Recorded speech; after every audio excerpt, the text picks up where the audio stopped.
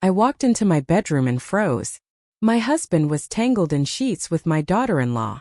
The betrayal hurt, but what destroyed me was her smile when she saw me.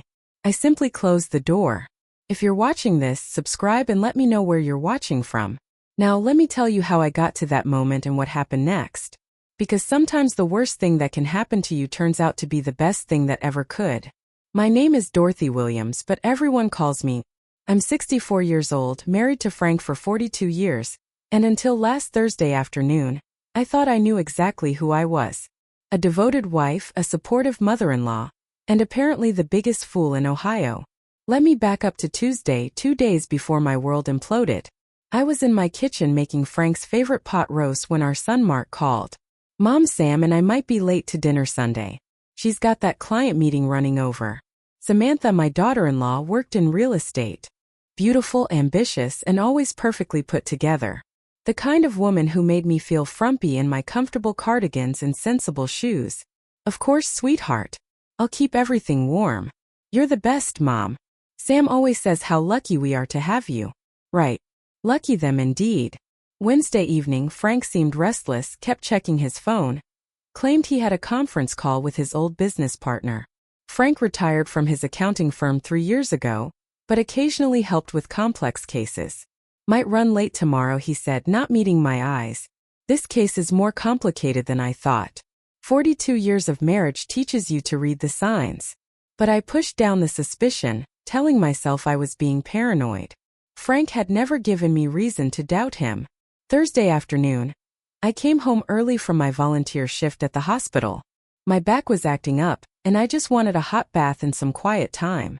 I parked in the garage, entered through the kitchen, and headed upstairs to change clothes. That's when I heard it. Soft laughter coming from our bedroom.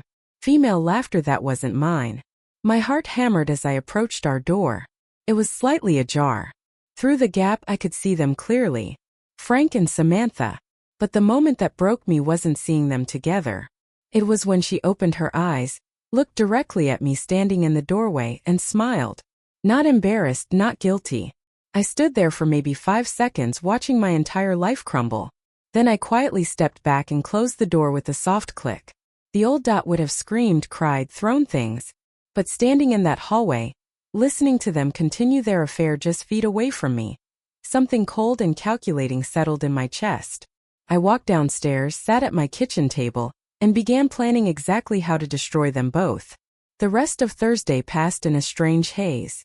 I made dinner, acted normal, even complimented Frank on his tie when he came down. Meanwhile, my brain was working like a computer, cataloging every detail, every light, every opportunity. How was your conference call? I asked over meatloaf. Productive, he said, not looking up from his plate. Probably have a few more sessions this week. More sessions, right?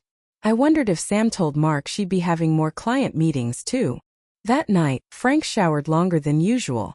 I pretended to read in bed, watching him through my peripheral vision. He was almost humming, the satisfied sound of a man who thought he was getting away with something clever.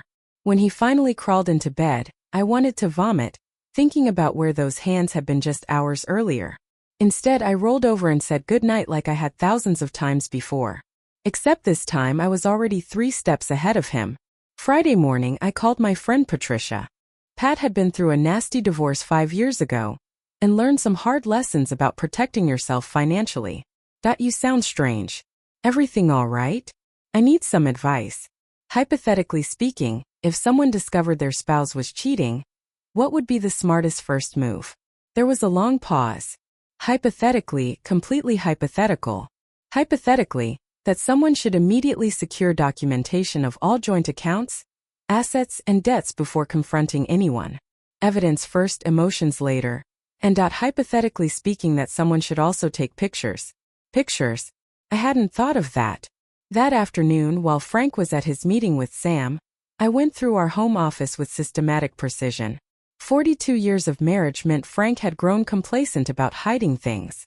I found our insurance policies, retirement account statements, the deed to our house, even his old business partnership agreement. What I discovered made my blood run cold.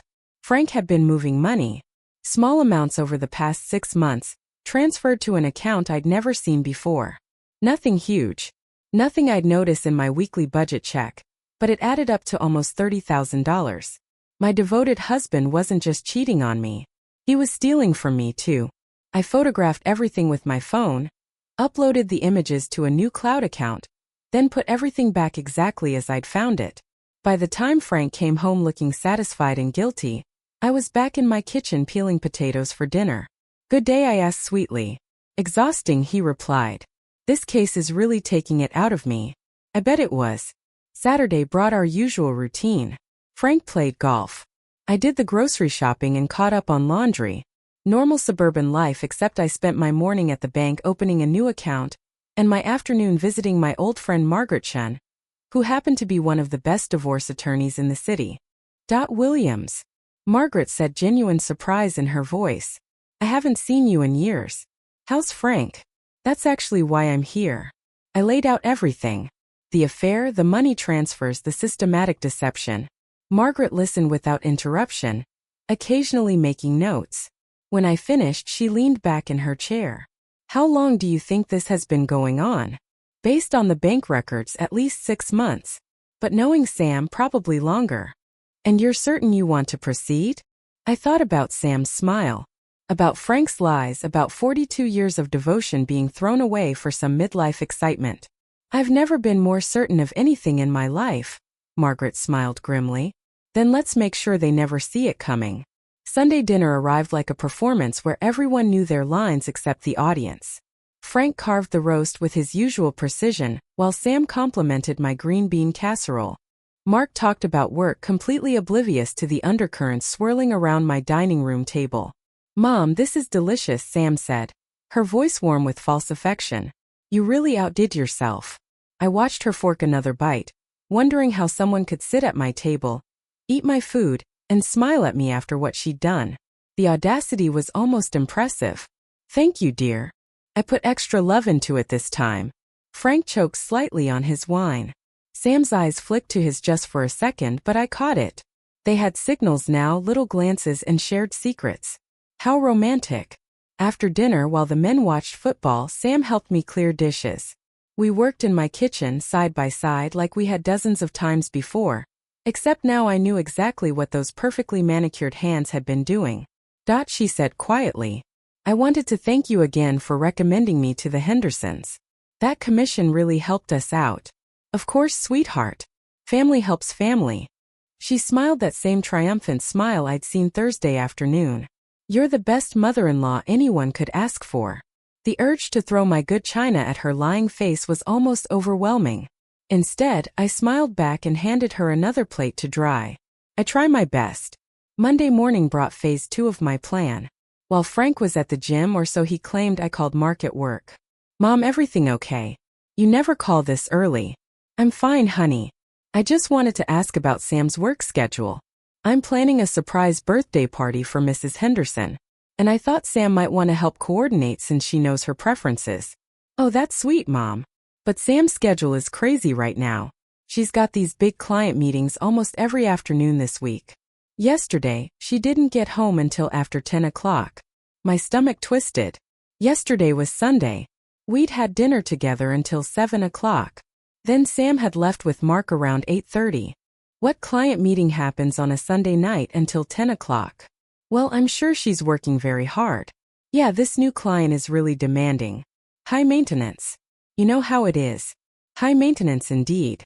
After hanging up, I sat in my kitchen staring at my coffee mug. A gift from Mark last Mother's Day. World's best mom in cheerful blue letters. The irony was suffocating. My phone rang. Frank's number. "Hi, sweetheart." I answered, proud of how normal my voice sounded.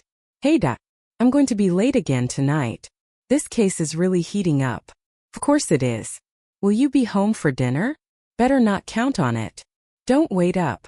The call ended and I found myself laughing. Actually laughing out loud in my empty kitchen. The sheer brazenness of it all was almost admirable. They thought they were so clever, so sophisticated with their little affair.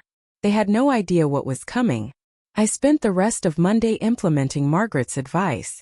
Every joint account, every shared asset, every piece of our financial life got documented and secured. I opened my own checking account, rerouted my Social Security direct deposit, and changed the passwords on everything I could access. By Tuesday morning, I was ready for phase 3. I called Sam's real estate office. Williams, really, this is Jessica. Hi, Jessica. This is Dorothy Williams, Sam's mother-in-law. I was hoping to surprise her with lunch today.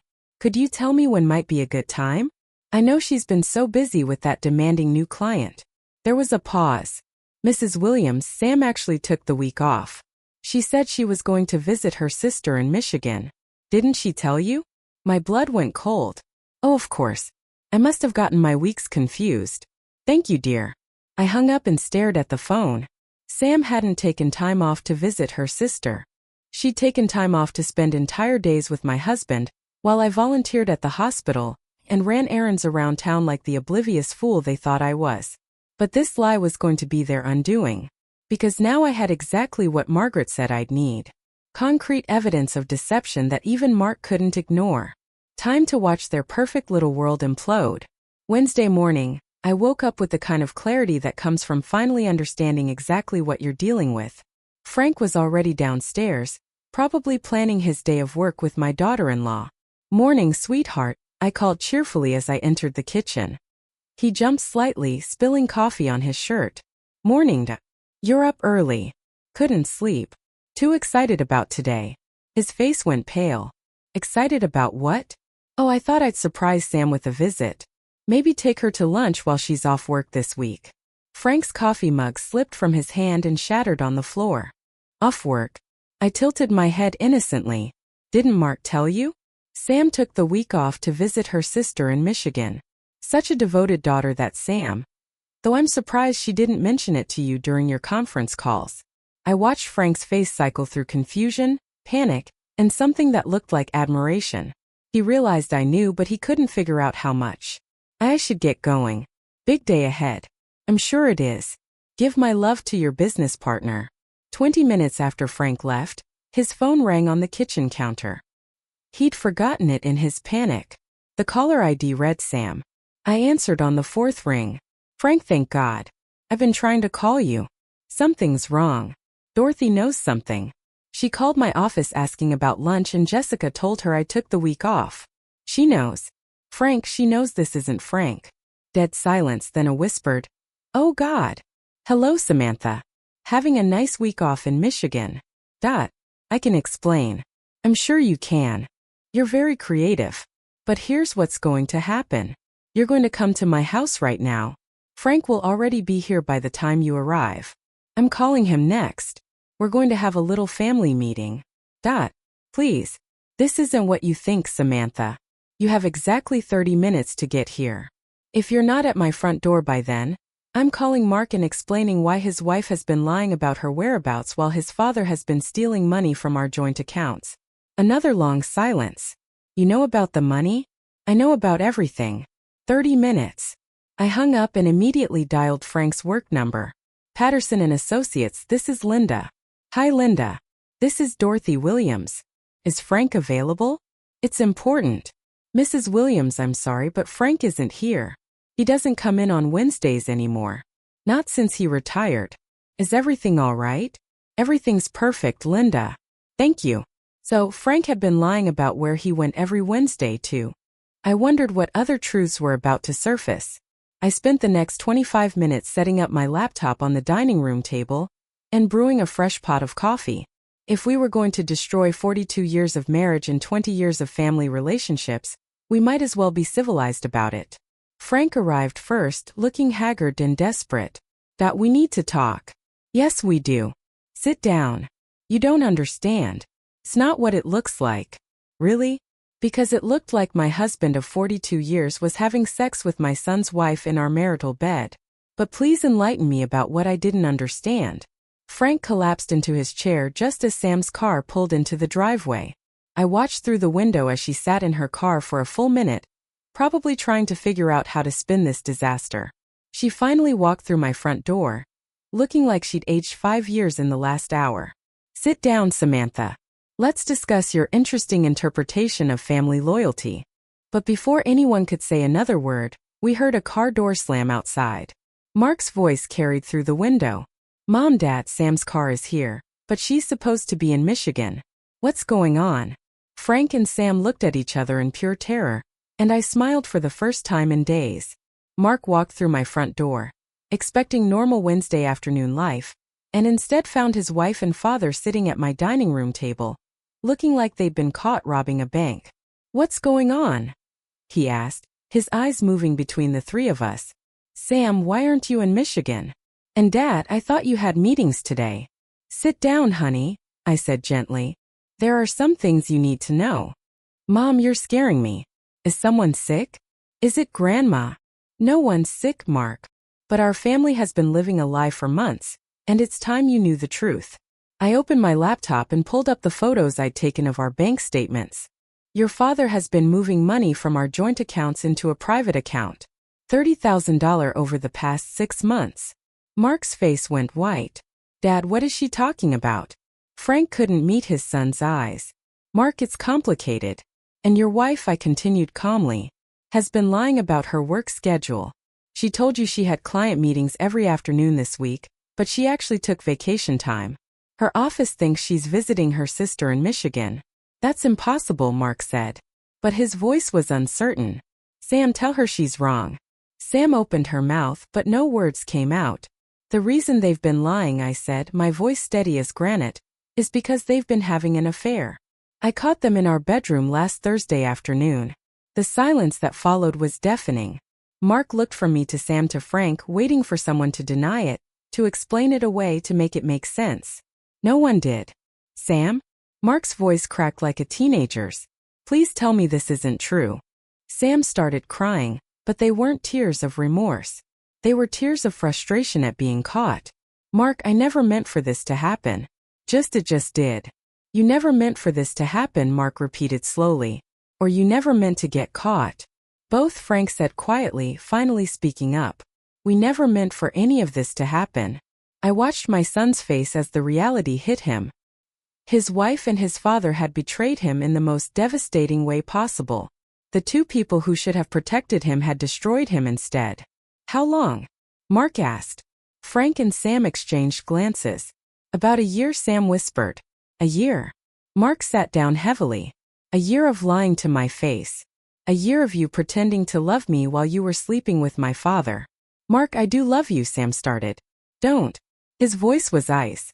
"Don't you dare tell me you love me after what you've done." I reached over and squeezed my son's hand. "I'm sorry you had to find out this way." "How did you find out?" "I came home early Thursday and saw them together." "And you've known since Thursday?" He looked at me with something like awe. "You've been planning this whole confrontation for 6 days. Your mother is more strategic than we gave her credit for," Frank said. And there was something almost like pride in his voice. "Don't speak about me like I'm not here," I snapped. "And don't act like you're impressed. You forfeited any right to opinions about me when you decided to steal from me and sleep with our daughter-in-law." Mark stood up abruptly. "I can't be here right now. I can't look at either of you." "Mark, wait." Sam pleaded. "We can work through this. We can go to counseling." "Counseling?" Mark turned around, his face filled with rage. I'd never seen before. "You want to go to counseling after you've been screwing my father for a year?" "Please don't leave," Sam begged. "We have 8 years together. That has to count for something." "What about the 42 years your lover had with my mother? Did that count for anything when you were spreading your legs in her bed?" The crude language was so unlike my gentle son that it shocked everyone into silence. "I want you out of our house," Mark said to Sam. "Tonight, take your things and go stay with your sister, the real one in Michigan, if she'll have you." "Mark, please." "And you?" He turned to Frank. "Stay away from me. I don't want to see you, talk to you, or hear from you until I decide what I'm going to do about this." Mark headed for the door, then stopped and looked back at me. "Mom, I'm sorry. I'm sorry they did this to you, and I'm sorry I didn't see it coming." After he left, the three of us sat in my dining room listening to the clock tick. Finally, Sam spoke. "What happens now?" I looked at her beautiful tear-streaked face and felt absolutely nothing. "Now you learn what consequences look like." That evening, after Sam packed her bags and Frank slunk off to our guest room like a scolded dog, I sat alone in my kitchen with a cup of tea and my laptop. Margaret had asked me to document everything while it was fresh, and I wanted to be thorough. But as I typed up the details of our confrontation, my phone kept buzzing with messages. First from Sam. Please. We need to talk about this like adults. What happened between Frank and me doesn't have to destroy our entire family. Then from Frank, I know you're angry, but we've been married 42 years. That has to mean something. We can work through this. Finally from a number I didn't recognize. Mrs. Williams, this is Amy Henderson from Williams. Really? Sam asked me to call you. She's very upset and wondering if you could reconsider some of the things you said today. The audacity was breathtaking. Even now, even caught red-handed, they were trying to manipulate me. Sam had actually asked her coworker to call and plead her case. As if this was some misunderstanding that could be smoothed over with the right words. I deleted all the messages without responding and called Margaret instead. How did it go? She asked. Exactly as you predicted. They're already trying to minimize it and make me look like the unreasonable one. That's standard. Tomorrow they'll probably try love bombing. Flowers, tearful apologies, promises to change. Don't let them back in your head.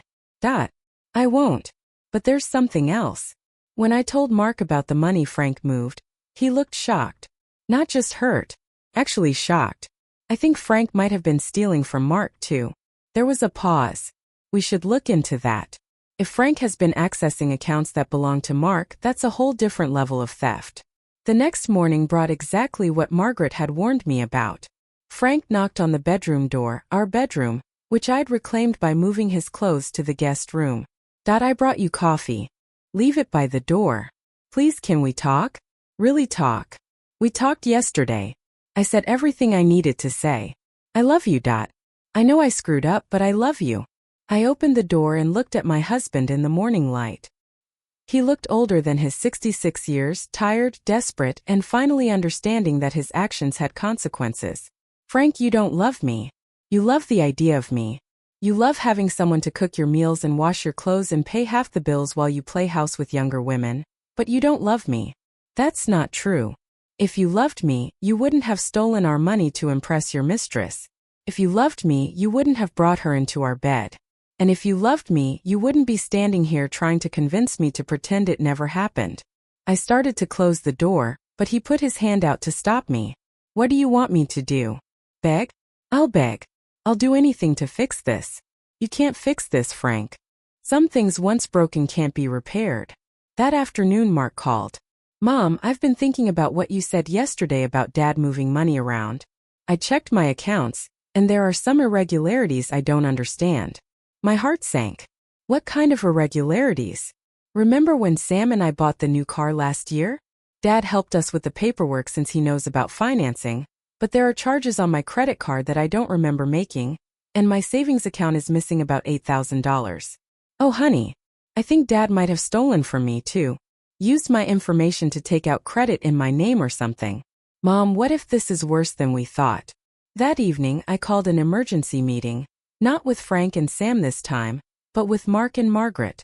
We sat around my dining room table with bank statements, credit reports, and a growing sense of horror.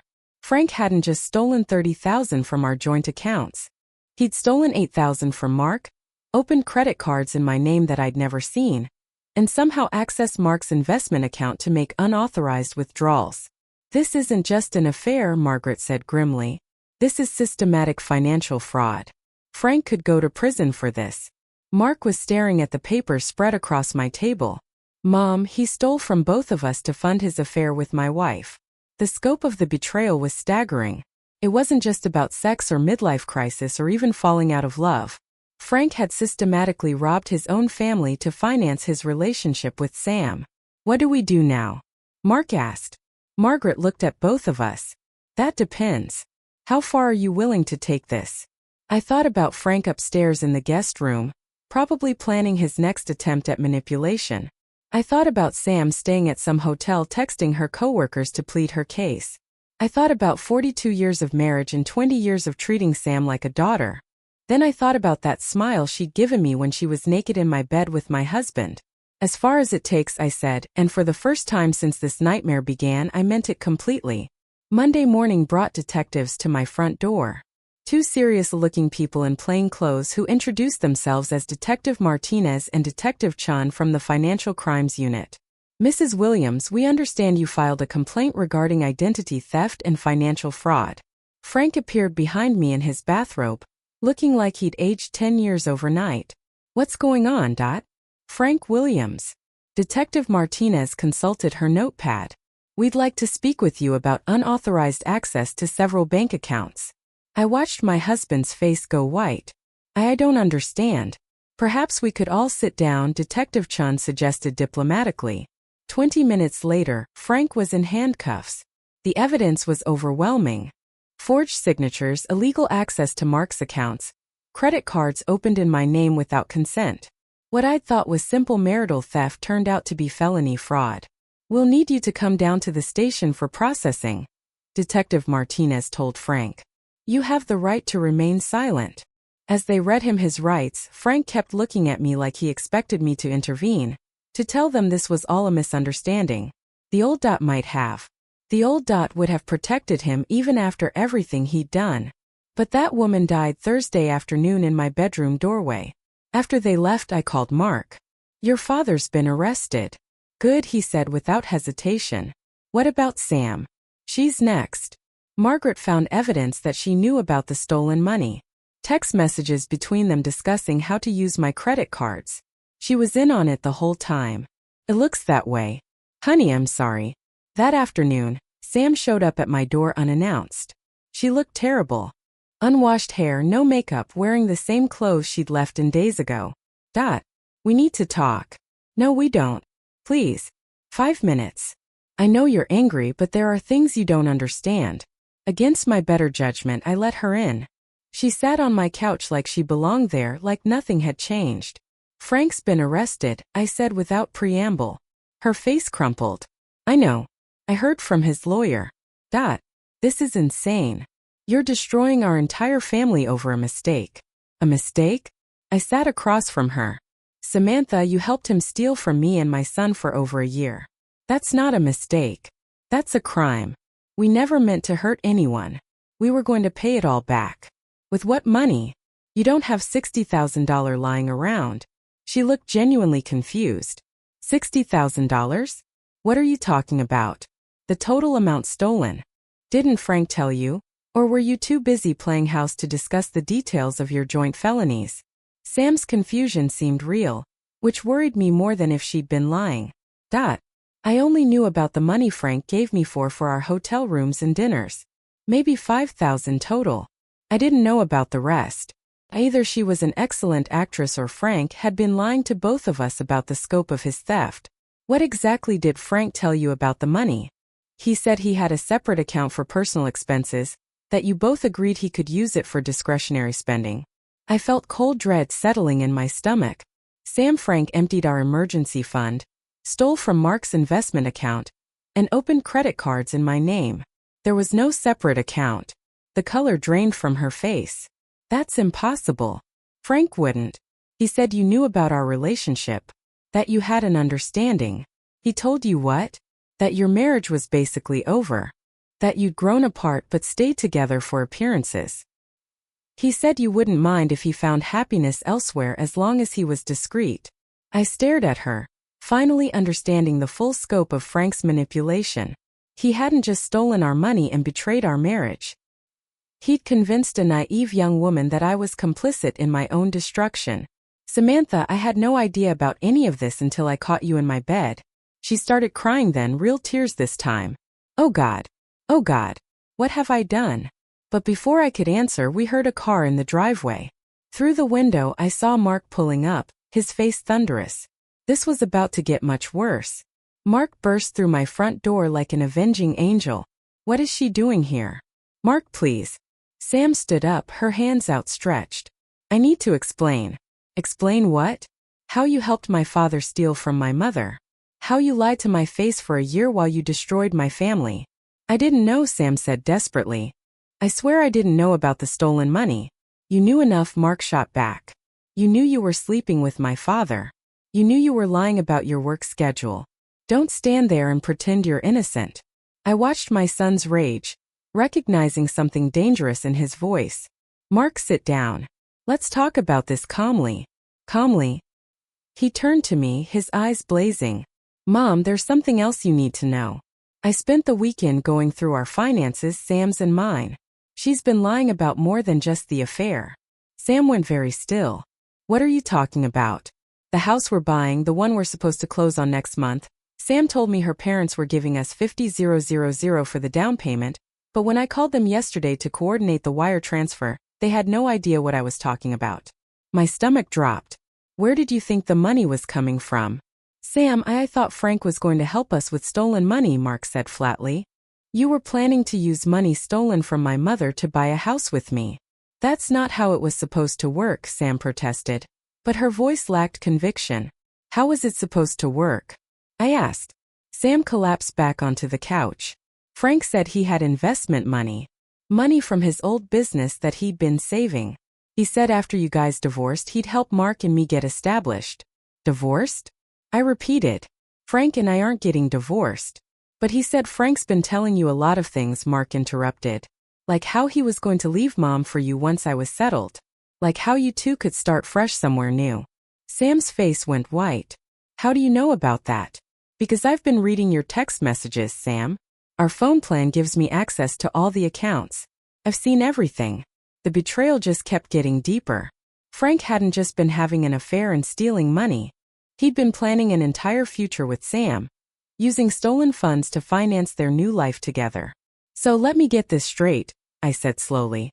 Frank convinced you I knew about the affair, stole money to fund your relationship, promised to leave me for you, and was planning to use more stolen money to help you and Mark buy a house, all while letting you believe this was somehow acceptable. Sam nodded miserably. And you, I turned to Mark, have been reading your wife's private messages after I found out she was cheating with my father. Yeah. I started paying attention. I looked between my son and daughter-in-law, seeing clearly how Frank's lies had poisoned everything. What else don't I know? Mark pulled out his phone. There's more, Mom. A lot more. But before he could continue, my landline rang. The caller ID showed Frank's lawyer's office. Mrs. Williams, this is Robert Patterson, Frank's attorney. I'm calling because my client would like to speak with you about a possible resolution to this situation. What kind of resolution? Frank is prepared to plead guilty to the financial charges in exchange for your agreement not to pursue civil remedies. He's also willing to sign divorce papers immediately and surrender all claims to marital assets. I looked at Sam and Mark, both watching me intently. Frank was offering me everything I could want legally, but something felt wrong about the timing. Why the sudden cooperation, Mr. Patterson? There was a pause. There are additional charges being filed today. Charges that could result in significant prison time. Frank is hoping to minimize the damage to his family. What additional charges? Mrs. Williams, I think it would be better if we discuss this in person. Are you available this afternoon? After I hung up, the three of us sat in silence. Finally, Sam spoke. I need to know everything Frank told you, I said to her. Every lie, every promise, every plan. Because if his lawyer is scared, there's something much bigger going on here. And I was starting to suspect I knew exactly what it was. Robert Patterson's office felt like a funeral parlor. Thick carpet, heavy drapes, and an air of barely contained disaster. Frank sat beside his lawyer, looking like a broken man. His expensive suit wrinkled, and his confidence completely gone. Thank you for coming, Mrs. Williams, Patterson said. We have a situation, don't we always? I replied, taking the seat across from them. Patterson slid a folder across his desk. The district attorney has expanded the investigation. They've discovered additional fraudulent activity going back 3 years. 3 years. Frank and I had been having problems for 3 years. And apparently he'd been stealing from me the entire time. How much are we talking about? Including interest and penalties, approximately $200,000. The number hit me like a physical blow. Frank had stolen enough money to buy a house, and I'd never noticed because he'd been careful, strategic, taking just enough to fly under my radar. Frank's been running what amounts to a personal hedge fund, Patterson continued, using stolen money to make investments, keeping the profits, and replacing just enough of the principal to avoid detection. I turned to look at Frank directly for the first time since entering the office. You've been stealing from me for 3 years. He nodded without meeting my eyes. The affair with Sam, the lies about work meetings, even this office meeting. It's all been about covering up the fact that you're a thief. It wasn't supposed to go this far, Frank said quietly. I made some bad investments early on. I was trying to make the money back before you noticed. But you didn't make it back. You lost more. The relationship with Sam happened because I was stressed about the money. She was kind to me, understanding. It just developed. You mean you manipulated a vulnerable young woman into an affair to distract from the fact that you were robbing your wife? Patterson cleared his throat uncomfortably. Mrs. Williams, Frank is prepared to make a full confession and cooperate completely with authorities. In exchange, we're hoping you might consider a plea agreement that would keep him out of prison. Why would I do that? Because if this goes to trial, every detail of your private life will become public record. The affair, the financial issues, Mark's involvement, everything. It was a threat wrapped in legal language, but a threat nonetheless. Protect Frank's reputation and privacy or watch our family's destruction play out in open court. What does Mark think about this? Mark doesn't know about the full extent of the theft yet, Frank said. I was hoping we could resolve this quietly. That's when I understood. Frank wasn't trying to protect me or our family from embarrassment. He was trying to protect himself from Mark's rage. You're afraid of your own son. Frank finally looked at me. Mark trusted me with his financial future. I've been managing his retirement accounts, his investment portfolio, everything. If he finds out what I've really done, what have you really done, Frank? Patterson and Frank exchanged glances. Perhaps we should call Mark and have him join us, Patterson suggested. No, I said firmly. Tell me now. Frank's voice was barely a whisper. I used Mark's accounts too. His retirement fund, his college savings for the kids he and Sam want to have someday. All of it. The room went silent, except for the ticking of Patterson's antique clock. Frank hadn't just stolen from me. He'd stolen his son's entire future. How much? Everything. There's nothing left. I stood up abruptly. Mr. Patterson, you can tell your client that there will be no plea agreement. Frank can face the consequences of his choices in court in front of everyone he's betrayed. Mrs. Williams, please reconsider. I'm done considering anything. Frank made his choices. Now he gets to live with them. As I reached the door, Frank called out desperately, Please. I love you. I've always loved you. I turned back one last time. Frank, you don't steal from people you love. You steal from people you think are too stupid to notice. The drive home gave me time to think about what I had to do next. Mark deserved to know the truth about his financial situation. Sam deserved to know the full scope of Frank's manipulation. And I deserved to finally stop protecting people who had never protected me. But first I had a phone call to make. Margaret needed to know that we weren't just dealing with marital infidelity and petty theft anymore. We were dealing with a man who had systematically destroyed 3 lives to fund his fantasies. And it was time he faced the full consequences of that choice. I found Mark and Sam sitting at my kitchen table when I got home, both looking like they'd been crying. The sight of them together, united in their misery, would have been touching if I didn't know what was coming. How bad is it? Mark asked. I sat down and opened the folder Patterson had given me. Your father has stolen approximately $300,000 from our family over the past 3 years. Sam gasped. Mark just stared at me. That includes everything from your retirement accounts. Mark, your college fund, your investment portfolio, even the savings account you thought you were building for a down payment. Everything's gone. Mark's voice was hollow. Everything. Sam reached for Mark's hand, but he pulled away. Don't. Just don't. Mark, I didn't know. You knew enough, he said coldly. You knew you were part of whatever scheme he was running. I pulled out another document. There's more, Sam. Frank showed me some of your text messages, the ones where you two discuss my daily routines when I'd be out of the house. How to access my computer. He said he needed to check his email. Sam protested weakly. He was using my computer to access financial accounts. You were helping him spy on me in my own home. The full picture was finally clear. Frank hadn't just been having an affair or making bad financial decisions. He'd recruited Sam as an accomplice, using her access to our family to gather information he needed for his theft. I want to see the messages, Mark said. I hesitated. Mark, they're explicit, not just about the money. I want to see them. Against my better judgment, I handed him the printed pages. I watched his face change as he read. saw the exact moment he realized his wife hadn't just betrayed him sexually, but had been actively helping to destroy his financial future. "You told him about my promotion bonus," Mark said to Sam.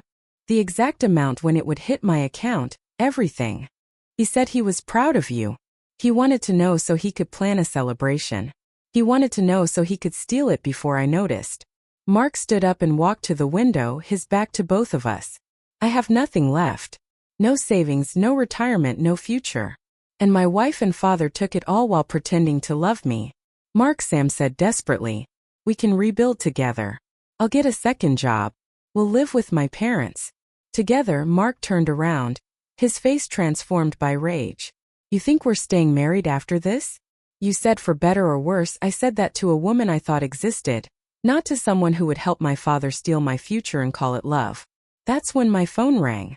"Margaret's number. Where are you? We have a problem." "I'm at home." "What's wrong?"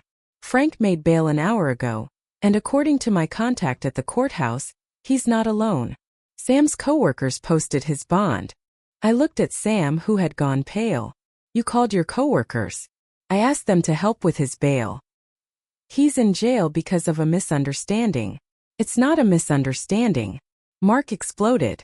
"He's in jail because he's a criminal." Margaret's voice continued through the phone. There's something else. Frank apparently convinced Sam's friends that you're having some kind of breakdown, that you're making false accusations because you can't handle getting older. The manipulation was breathtaking. Even from jail, Frank was orchestrating a campaign to make me look unstable, while positioning himself as the victim of a vindictive wife. "How many people has he convinced?" I asked. "Enough. Sam's real estate office is apparently rallying around her, and Frank's old business associates are starting to ask questions about the charges." I hung up and looked at Mark and Sam. "Your husband just convinced half the town that I'm having a mental breakdown." "That's not what I told them," Sam protested. "What exactly did you tell them?" "That Frank made some mistakes with money, but you were overreacting. That maybe you weren't thinking clearly because of stress." Mark was staring at his wife like he'd never seen her before.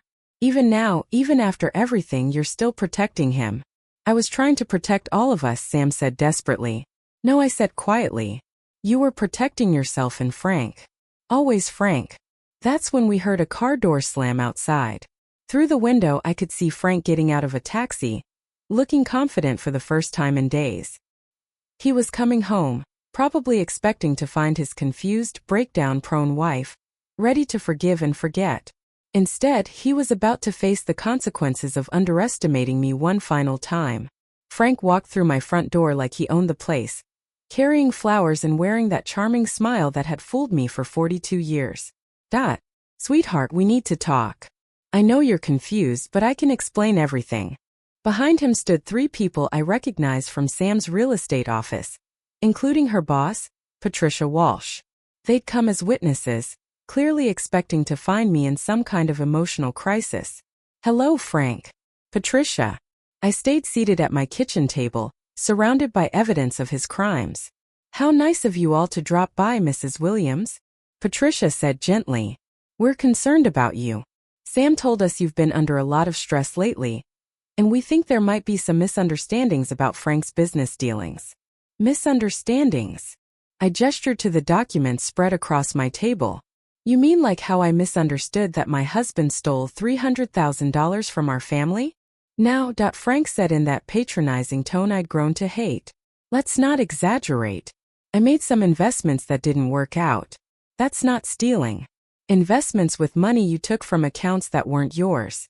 "Our account, sweetheart. We're married. What's mine is yours and what's yours is mine." I looked at Mark, who was standing in the corner watching this performance with disgust. "Mark, would you please read from page 12 of Frank's confession?" Mark picked up the document and began reading in a clear, cold voice. "I accessed my son's retirement accounts without his knowledge or permission, and used the funds for personal investments. I opened credit cards in my wife's name without her consent. I forged her signature on multiple financial documents." The real estate agents shifted uncomfortably. This wasn't the confused, vindictive wife they'd been told about. "Frank also confessed to using Sam as an accomplice," I continued. She provided him with information about our family's daily routines, financial discussions, and personal business that he used to facilitate the theft. That's not true, Sam said quickly. I never meant to help him steal anything. But you did help him, Mark said quietly. Whether you meant to or not, Frank was starting to look desperate. You're taking everything out of context. Yes, I made mistakes, but we can work through this as a family. We're not a family anymore, Frank. Families don't steal from each other. That's when Patricia spoke up. Mrs. Williams, with all due respect, marriage involves forgiveness. Frank made some poor financial decisions, but that doesn't mean, ma'am, I interrupted. With all due respect, you don't know what you're talking about. Frank didn't make poor decisions. He systematically stole from his wife and son for 3 years while having an affair with his daughter-in-law. That's not a mistake. That's a criminal enterprise. I stood up and walked to my wall safe, which I'd had installed the previous week. Inside was something I'd been saving for exactly this moment. Frank, do you remember our 25th wedding anniversary? You gave me this beautiful necklace and told me it was my inheritance from your grandmother. I held up an elegant pearl necklace that I'd treasured for 17 years. Turns out it's fake costume jewelry worth maybe $50. But the real necklace, the one that actually belonged to your grandmother. You sold it 3 years ago to cover your gambling debts. The receipt is in your personal effects from the arrest. Frank's face went white. The room was completely silent. You see, Patricia, this isn't about money or poor decisions or marriage problems. This is about a man who has been living a lie for years, stealing from everyone who trusted him and convincing people like you that I'm the problem. I turned to Frank one final time. You gave me costume jewelry for our anniversary and told me it was a family heirloom. You stole our son's future and called it love. You manipulated a young woman into betraying her marriage and convinced her it was romance. Please, I'm not finished. You've spent our entire marriage making me feel like I wasn't smart enough, successful enough, interesting enough to deserve honesty. But the truth is, you're just a common thief who got comfortable stealing from people who loved you. Frank started to cry then, real tears of defeat. What do you want me to do? I want you to face the consequences of your choices like an adult. I want you to stop lying, stop manipulating, and stop trying to make everyone else responsible for the mess you created. The real estate agents left quickly after that, suddenly understanding they'd been used as props in Frank's latest manipulation. Sam followed them, finally accepting that her marriage to Mark was over and her future with Frank had been built on lies. Mark and I stood alone in my kitchen, looking at the wreckage of our family. What happens now, Mom? Now we rebuild. You're 28 years old with a good job and your whole life ahead of you.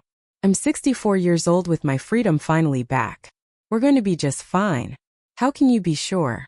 I smiled, feeling truly happy for the first time in years. Because we're finally free to find out who we really are when we're not being lied to every day. 6 months later, I was sitting on the deck of my new apartment overlooking the lake, reading a letter from Mark. He'd taken a job in Seattle, started dating again, and was building a life based on honesty instead of manipulation. Frank was serving 2 years in minimum security prison. Sam had moved back to Michigan and was working to rebuild her relationship with her parents. And me, I was learning to live without constantly looking over my shoulder, waiting for the next lie or betrayal. It turned out freedom was something you had to fight for. But once you had it, it was worth everything you'd lost along the way. Sometimes the worst thing that happens to you really is the best thing that could have happened. You just have to be brave enough to walk through the fire to find out what's waiting on the other side. Thanks for listening. Don't forget to subscribe and feel free to share your story in the comments. Your voice matters. Music.